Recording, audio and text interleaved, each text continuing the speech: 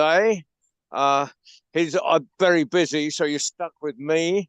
Um, Sandra, shout hello to the world. There's this spinner on there, who you will remember. Right. Anyway, Hello. hello. Well, so I'm stuck in this magnificent magnificent camping field here.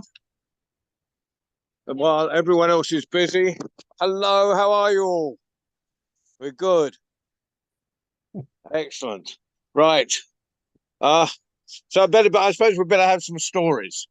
The batting order is Keith Wolverhampton, uh, flying the Jolly Roger. No, Keith in Wolverhampton. The spinner in Greece, Cyrus. Yeah, you got it, John. Good. Excellent. And Keith in the flatlands of Oh, Lincolnshire. no, it's got It's got hills in Lincolnshire. Yeah, well, I know this. I know. I'm from the East Coast. I know. I know Lincolnshire. Yeah. Yeah, I've babied dying vans up the hills of Lincolnshire. Right. Lincolnshire So ones. without further ado, let us have you got a story for us, Keith, in Wolverhampton? Yes, I have. Yes, I have. Excellent. Thank you. There was once an old woman and her son, and they fell upon hard times. So she decided strangely that she would put it about that she was a soothsayer, that she could read into the future and the present and the past and help people. And it seems that people like this. And they would come to her and ask about relatives who'd passed on or aunties that lived in a distant village, see how they were, because not much traveling took place in those days. And she would say some obvious things. They are thinking of you. Ah, they have brown hair, do they? Ah. And they would give her a coin. And that way, they made a few pennies and were able to make ends meet just. And then she struck upon an idea to expand her reputation. She asked her son to steal 3 horses from 3 different farms. And then he was to tie them up for the night with straw and then take them away the next day to a different location, a dip, like we'd see a quarry, and hide them there. Now, the farmers got together and they all had a horse stolen. And they thought, well, this is a mystery. And one said, I hear there is an old woman who is a soothsayer. She may be able to tell us.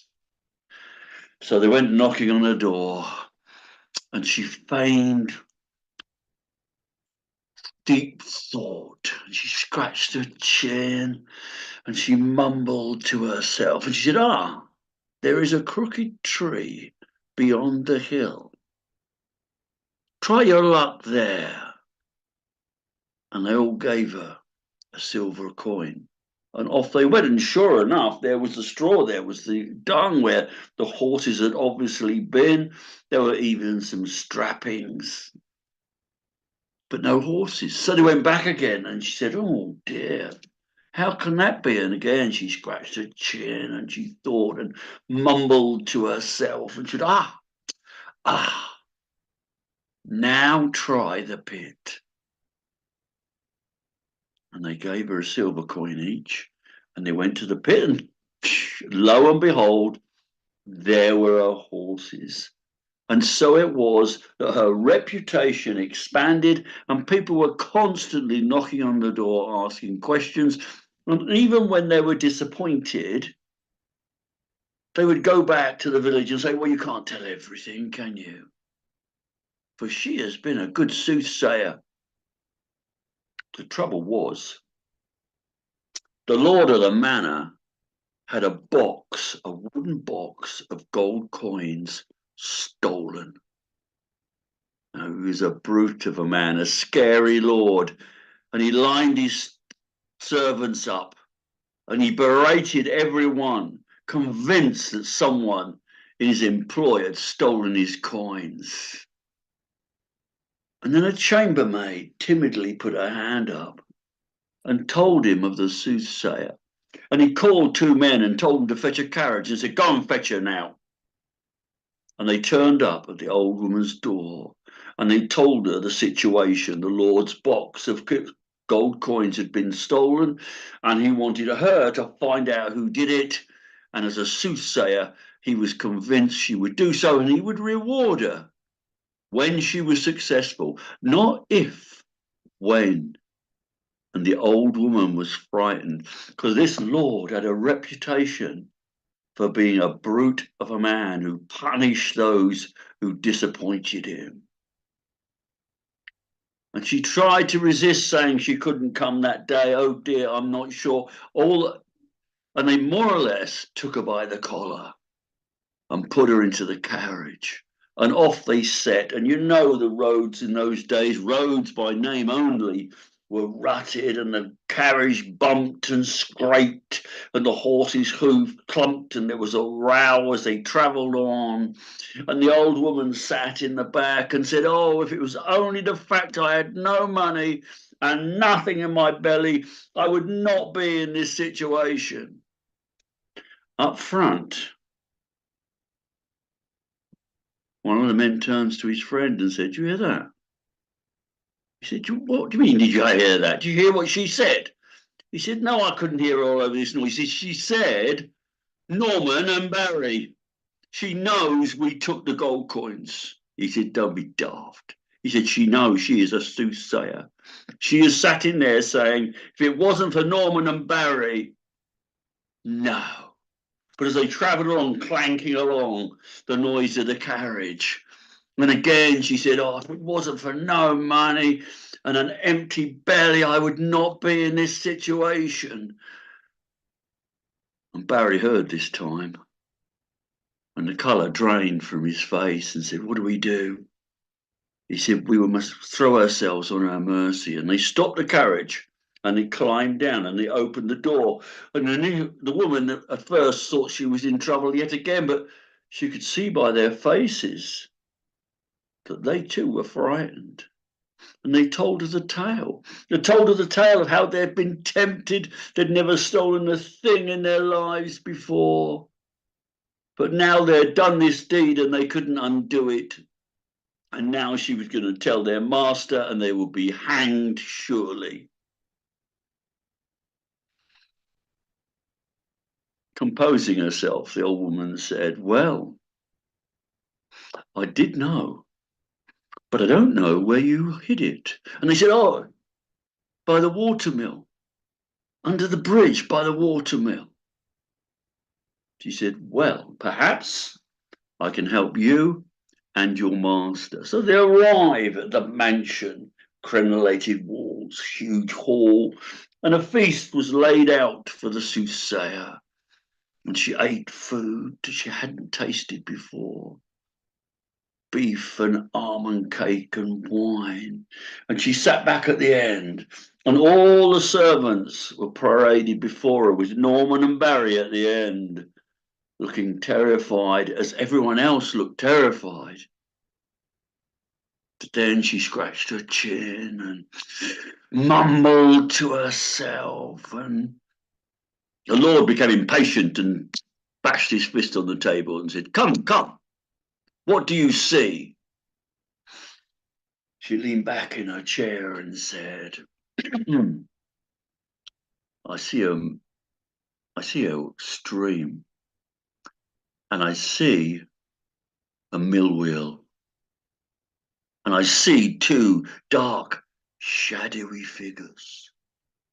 "Name them," shouts the Lord. "I cannot," she said. Norman and Barry sigh with relief. but it's them who are sent to fetch the treasure, and they arrive back happy to return it and place the box of gold coins on the table. And the Lord is delighted, and the servants all breathe a sigh of relief, because now his temper will go, albeit for a day or two.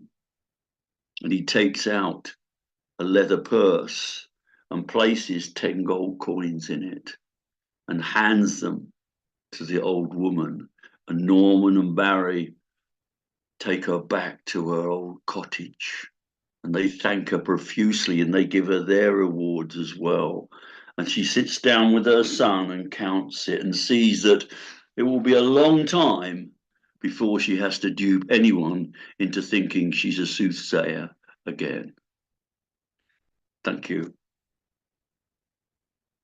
Brilliant, brilliant. Thank you, Keith. Thank you. So we've got to go. We have a few. We have been joined during your story by a duo. Well, not necessarily a duo, but two people in separate parts. Ruth, will you be telling a story tonight? I'm not getting. Ruth is obviously not hearing. Obviously making tea. Rona, will you be telling a story tonight? Fantastic. So the spinner is next. Ruth is next. The spinner is next. Keith of the Fens is after that. Then Rona. Ruth, are you telling a story? I can't hear you, Ruth. Okay. That's fine. Just checking. As I'm being Mike Russ tonight, I need to make sure I don't leave anyone out. So, the spinner in Cirrus, would you care to tell a story? I can, yes. It's Vespina, by the way, like Jessica, remember? Vespina. So, I have 3 stories mixed in one, because I have a story about the story, I have a story about the storyteller, and then I have the actual story. So let's start with the storyteller first. A few days ago, there was another Zoom meeting in the memory of the late Gustavo von Bischoffer. I don't know, it's a really hard name for me to pronounce. It must be of German origin. Gustavo, what I do know about Gustavo is that he was a storyteller, he was a writer, and he was very active in his home country of Peru. He was one of the founding members of this very important storytelling community called Abuelos y Abuelas Cuentacuentos, which means grandpas and grandmas, storytellers. And these people of a very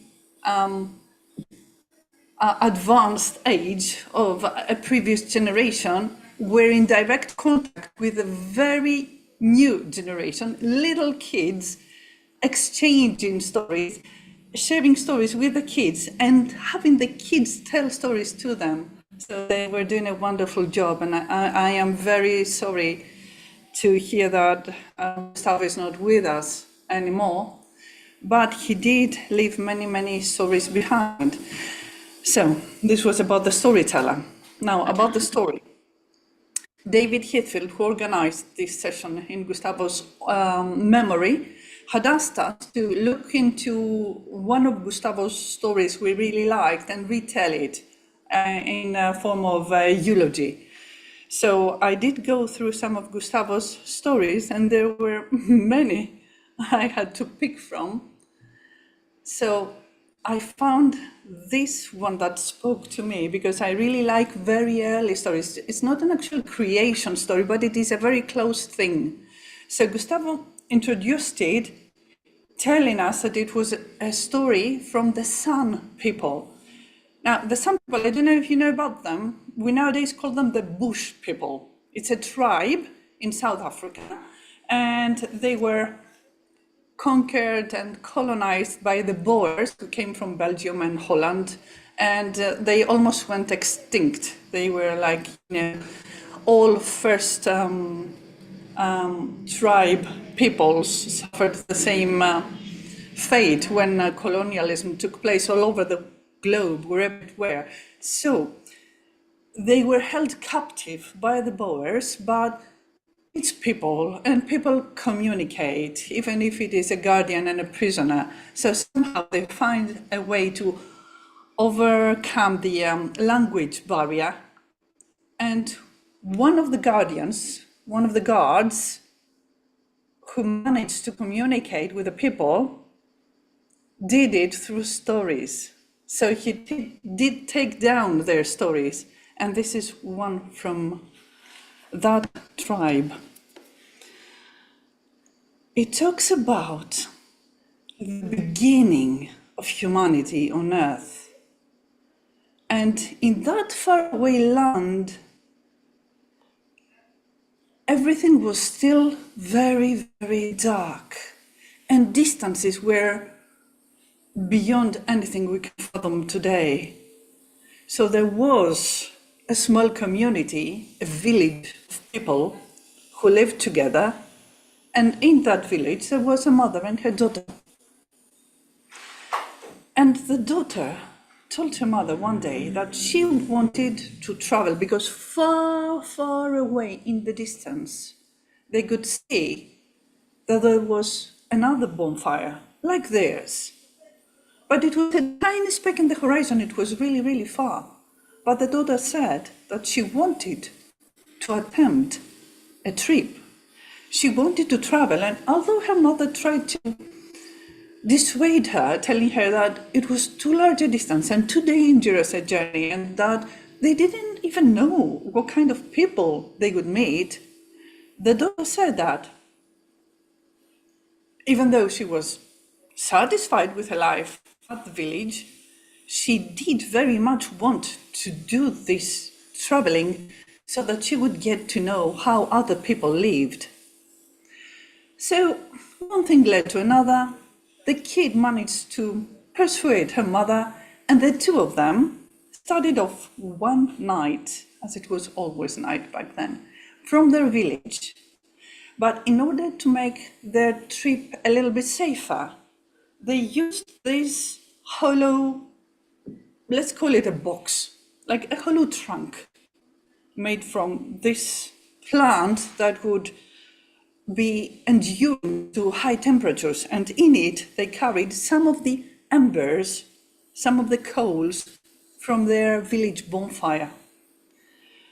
They put the coals inside that wooden box and they carried it with them and they started walking. They walked and they walked and they walked. And if it were a Greek fairy tale, they would have worn out their shoes until they reached a pit stop. And there they decided to rest for a little while. So they took the coals out of the box. They gathered little twigs and leaves and dried leaves and branches, anything they could find, and they built up a bonfire. They rested there because their feet were sore from all the walking. And they warmed themselves around that fire, and they told stories as they used to in their village. But now they could see the bonfire of their village far, far behind them, and the tiny speck of that bonfire of other people's far away in the horizon.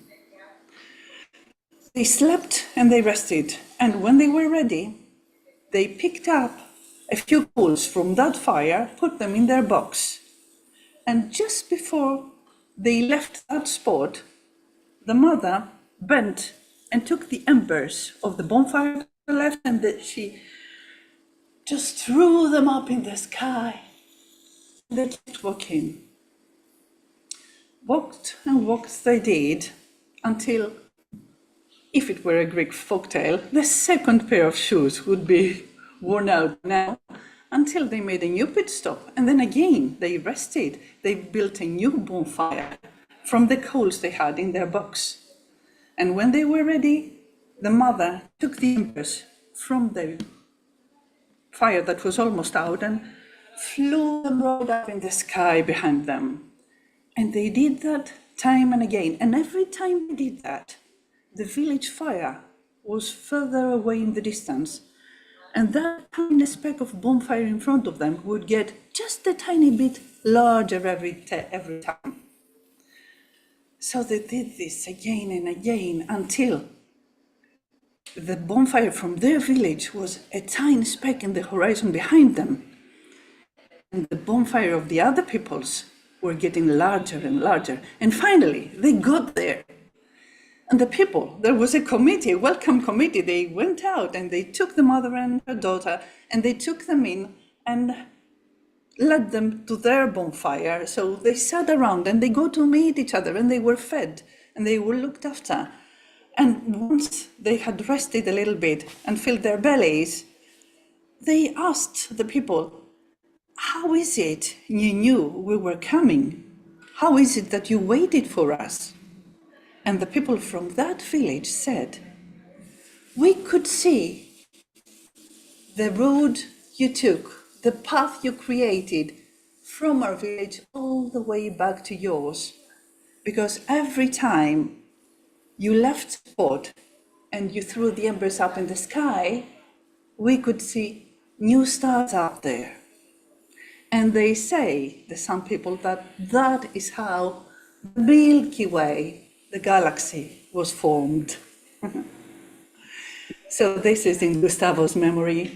Thank you very much, wherever you are, in whatever state of existence. Thank you, Gustavo, for the stories. And thank you to Spinner for telling us. So you see, I'm walking around. There are more and more people arriving on my campsite, and I have to both direct the campsite and or my section of it and this program. But as I am multitasking, so we're now going to the Fens to Keith in Lincolnshire. Then is Ruth still with us? Yeah. Well, then we're going to Rona, then Ruth, then Manuela. Oh no, Ruth not telling. No, then we'll go Rona, then Manuela. So for now, big round of applause for Keith in Lincolnshire. Marvelous. I think I've got it all under control. Right, thank you, John, and thank you, Despina, for that lovely story. Thank you. Now, I've got a story here that is appropriate for this time of year, which is from Stanley Robinson, which I'm sure some of you know. And here we go. Well, deep in the Scottish glens, there lived Jack with his old mother. And he was a shepherd. And he looked after the sheep for the Lord, but the Lord was very mean and didn't pay him very much. But Jack just loved his job, looking after the sheep. And sometimes, often he would sit on the hillside, on the glen side, looking down into the valley. And there he would see along there's a river. And there was then certain times of the year, he would see the salmon leaping out of the river, shining with silver and gold through the sunlight. But also there was some oak trees and some silver birch. And they were in a circle, and in the centre was a great oak tree. Local people called him Old Crovey. Well, one day he was sitting beside most days actually, he was sitting beside the glen side, and his mother would come up with his lunch. Some bannock, that's just a flat bread with a soft centre and cheese. And as they were sitting on the side having their lunch, their picnic, Jack's mother said to him, "I had a strange dream last night. That the trees were going to dance. And it reminded me of what my mother said, and my father said, that every 70 years, on Midsummer's Eve, the trees would uproot and go dancing down the glenside. Now, today is Midsummer's Eve, and so you look out for if the trees go dancing. And when they uproot, if you go down to one of the birth pits, you'll be able to find silver and gold and diamonds. But don't be very greedy, just take a small amount. And before she left, she was also, what she did as well, she would collect some of the wool from the rocks on the side that the sheep had left behind as they rubbed against the stone walls. And she would card them and repair them, she would weave them, and she'd make little ganses to sell to make ends meet. But out of her satchel, she took a woolen rope with 12 loops on it. And she gave it to Jack and said, "This may come in useful." And he put it in his leather satchel, and she left. And as time went on, they were sitting there looking over the glenside, wondering about what his mother said about the trees dancing. And on one of the trees, there was the birds that were twittering and speaking, and he could, because he spent a long time with the birds, he could actually understand what they were saying. He said, "Mr. Robin, what are you saying? What do you think?" Oh, the trees are going to come dancing tonight. We'll be shaken out of our nest, out of our homes. We're off way away. We'll be find a night's rest in the barn with the barn now. Bye. And so Jack was thinking, oh. And then behind him he heard the break of a twig, and then behind him was the lard. "What were the birds saying?" said the lard. Well, it said that, well, tonight's Midsummer's Eve, and the birds are saying that there's going to be a tremendous event because the trees are going to uproot and go down the glenside and the dance. "Oh, I've heard about that," he said. "Well, in the birth pits, there's silver and gold and diamonds. And I will go down then. You keep away from the birth pit of Old Curvy, the deep one." And so he left. And then a bit later on, Mary came along. And Mary was his girlfriend, and he hoped to marry her one day. And she worked for the lord in the castle.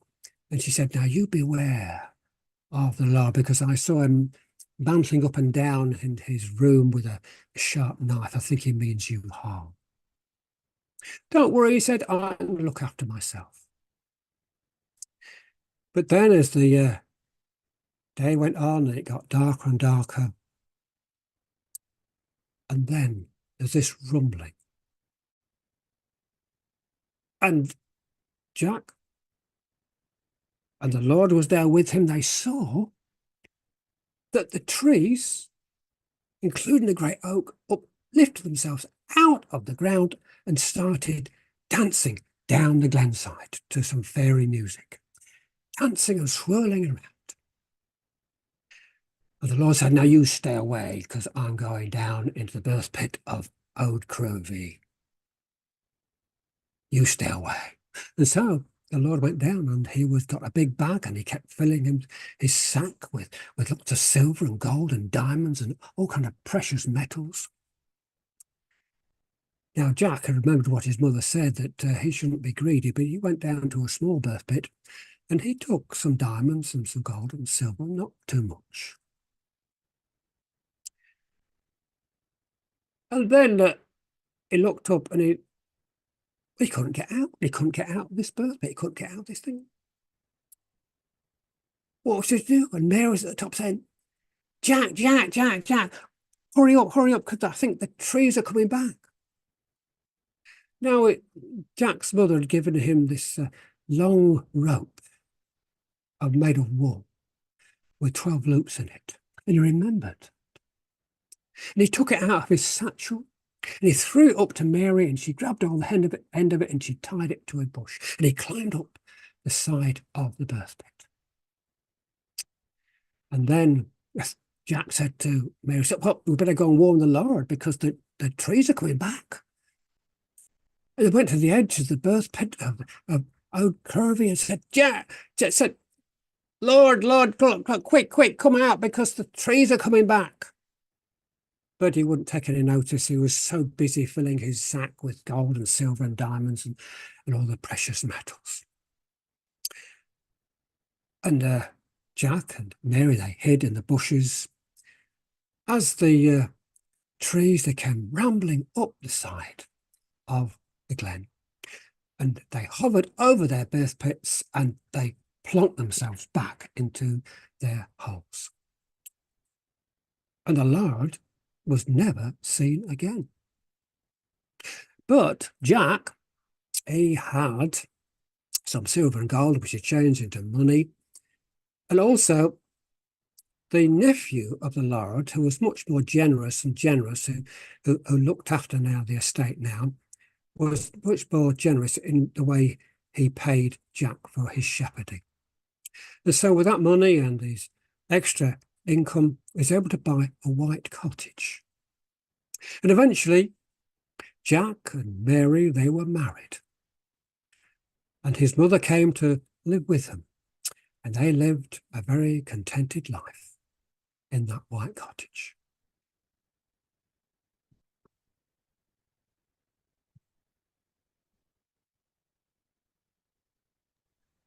Fantastic, Keith. Thank you. I think I love that story, and it's always good to hear it told fantastically. Thank you. So I shall watch out for dancing trees, and I shan't be going down any pits after gold. Well, I'll take if I do, I'll leap out really quick. Yes, through that. Yeah, yeah. So where are we going now? Well, we're going to Rona, aren't we? Rona, now where are you at this moment, Rona? Manchester? I came back from Italy last night. A couple of things I have to deal with here, I'm afraid, and then I'll be going back again over to Italy next week or so. So Yeah. So do you have a story? I do. You're bound to have a story. You've always got a story. Yes. Thank you. Okay. Right. Over to you. Thank you. I'm sure some of you have heard this story before, but as we all know, if we didn't keep telling the stories, they wouldn't be around to be heard. So hope you haven't heard it recently anyway. It's the story of the lucky man. You know, he'd always had it in his head since he was a very young lad that he was to go and find his fortune. His father used to drum that into him, whatever you do, don't let yourself finish up the way I have finished up. Go and find your fortune. So every Friday night, he would leave his young family behind, his lovely wife and his two adorable children, and he would just take off, going to look for his fortune. Wife never complained. She'd come to expect that of him even before they got married. He would go off on the Friday night and come back on the Sunday night. And he did this week after week for years. His children were now 5 years old and 7 years old, and he had never spent a weekend with them. His wife never complained. He would speak to the same people quite often, and they didn't complain either, at least not to his face. But whenever he walked away, they would say things like, for goodness sake, that man's definitely lost all his marbles. Does he not think if I knew where he would find his good fortune, I would know where to find my own? And most people tolerated him because they thought he was a little bit, ding dong. He stopped at this old woman's gate on this particular Friday evening, and she was working in her garden. And he said to her, "Hello, it's me again. I know I've asked you before, but just in case anything had come to mind, I don't suppose you could tell me where I'm going to find this good fortune that I'm looking for." Well, she turned on him. Oh my, she was so angry. She growled at him. "Your good fortune? Why in God's name would I be worried about or caring about your good fortune? I've just buried my husband. That's why I'm having to work and toil in the garden on my own. So be off with you, you stupid man. I don't give a damn whether you find your fortune or not. Just don't come back and ask me again. Oh dear. He was stunned. He was quite shocked, and he felt quite ashamed. For the first time he thought, dear, I'm giving people grief about this. But I must carry on. I promised my father I wouldn't stop looking until I found my good fortune.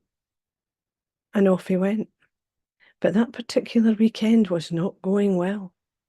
Quite a few people were a bit off with him. They'd had enough. And eventually, on the Saturday evening, he came across the storyteller at the end of the market street. And as he approached her, she said, "Aye, I've been expecting you." "What do you mean? You've been expecting me?"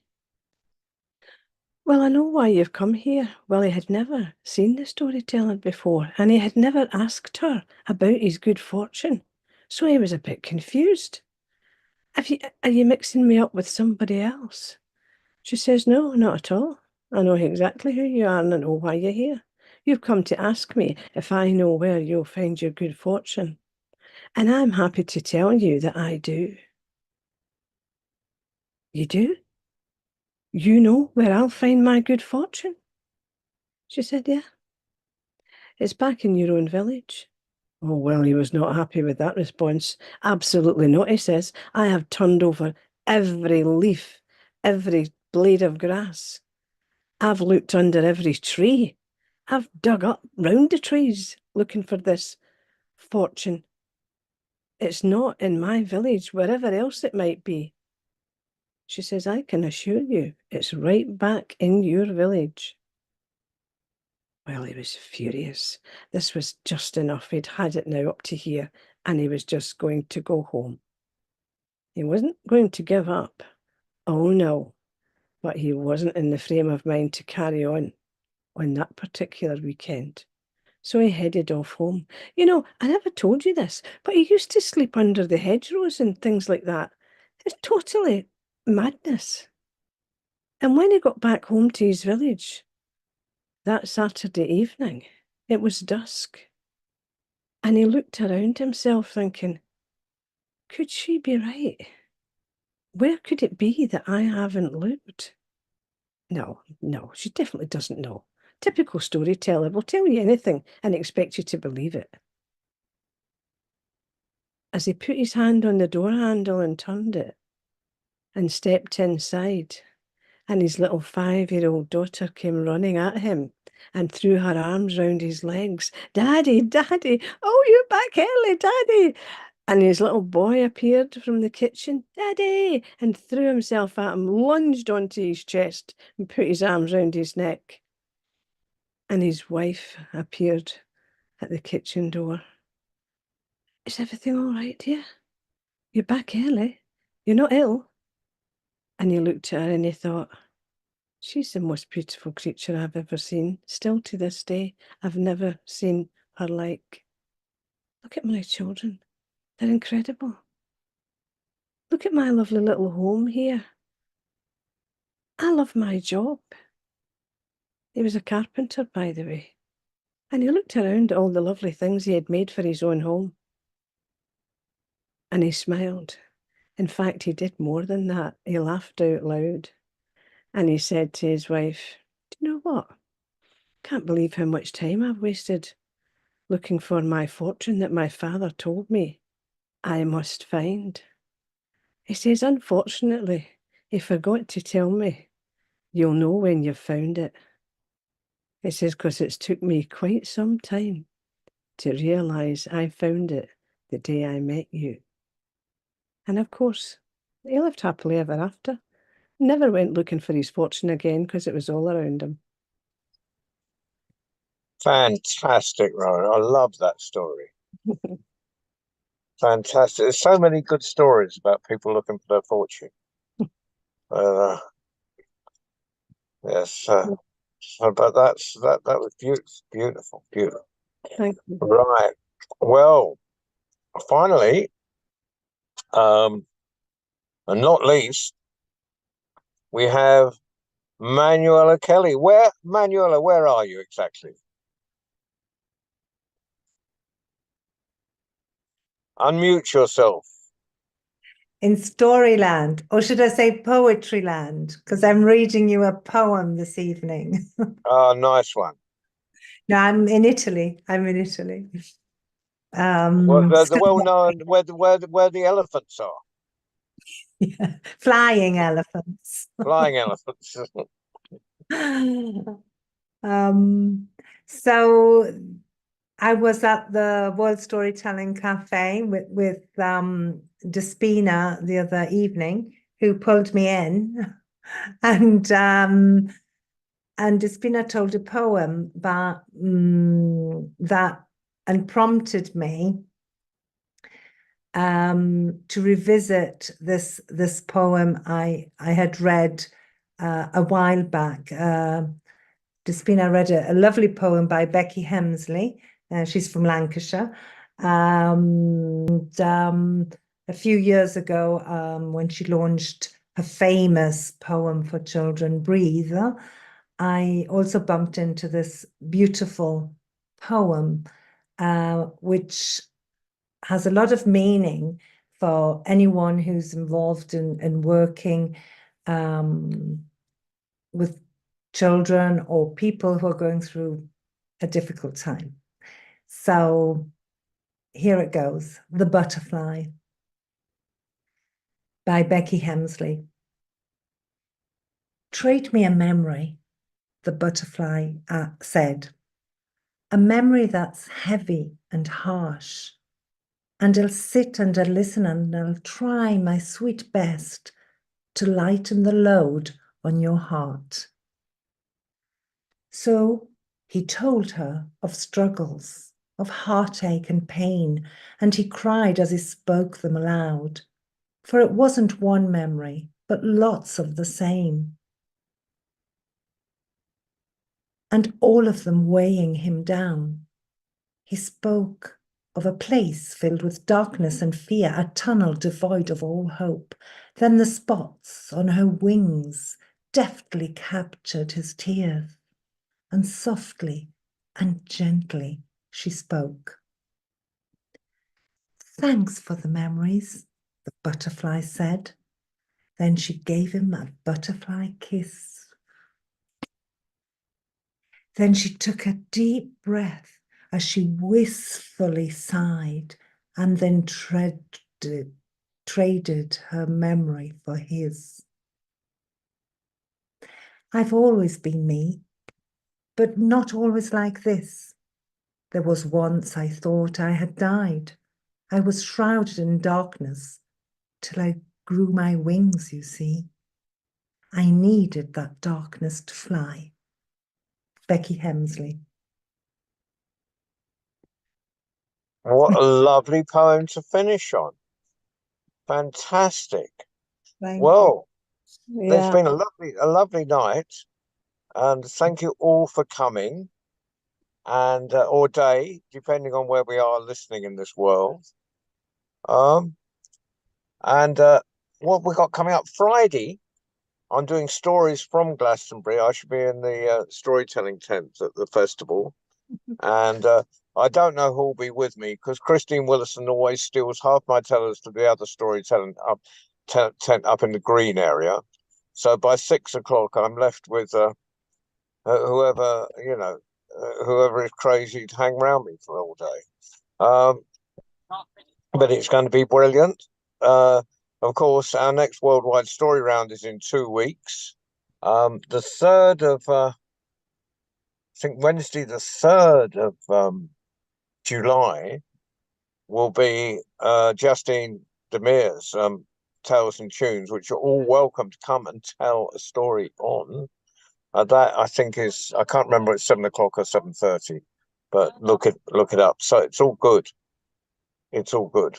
So I can hear chaos going on behind me as they try and sort out actually, they're much better sorting themselves out without my supervision. But So I wish you all good day, good night, night. Thank you, wherever John. you are in this big wide Thank you, world. John. Thank you, everyone. Thanks, John. Thank you. Thank you. Good night again, as always. Take care. And as always, thank you, Waleed, for flying the magic carpet. Thank you. Take care, everyone. Bye. All right, bye bye.